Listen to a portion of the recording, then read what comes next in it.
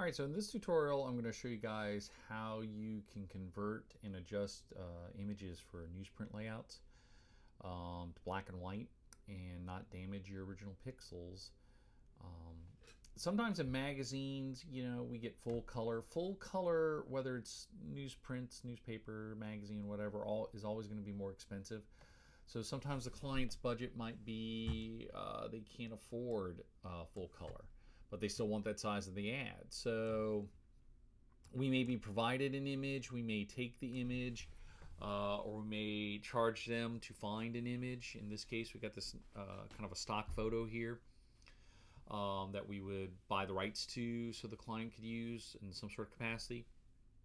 So just in case they are impressed with the results of the advertising that they do want to do color, we don't want to have this converted to black and white and then we lost our original file that's in color. So there's a nice way that we can do this and not damage any of this. So what I'm going to do here in my layers is right here where you see this little half black, half white circle, kind of like a cookie.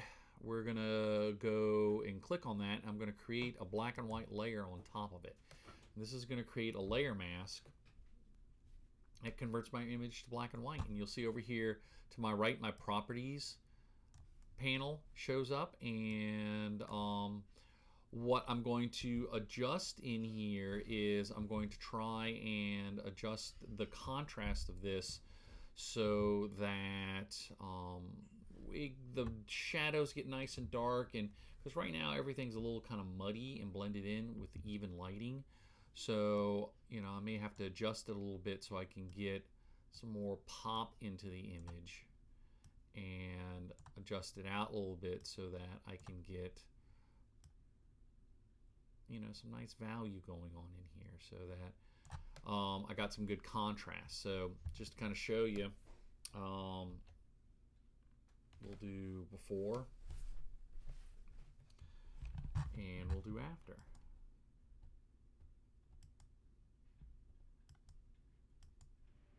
And you can see the difference.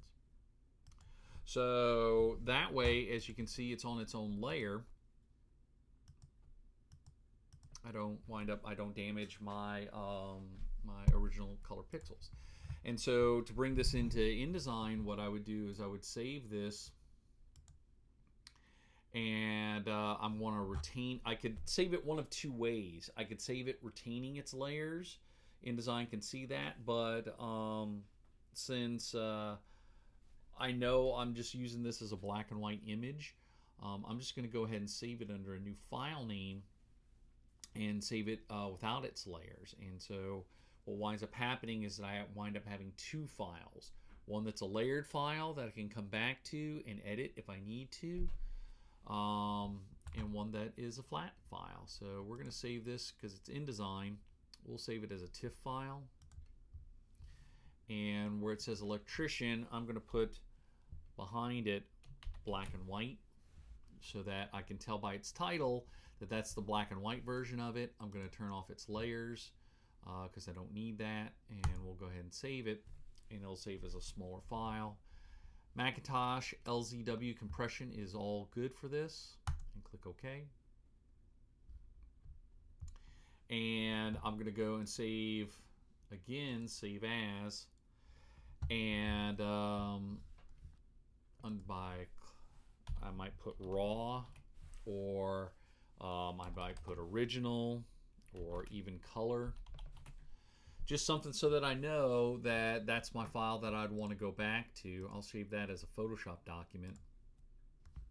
And that's okay, warning me that it's going to be a bigger file. The more layers you have in a Photoshop file, the bigger it is. But there we go. So I've got two versions of my file, and my black and white one's ready to drop into my ad. And I've adjusted it, and it's ready to go. But I've also got an original version in color that I can always come back to as well. But that's how we adjust images in converting them to black and white for layout design.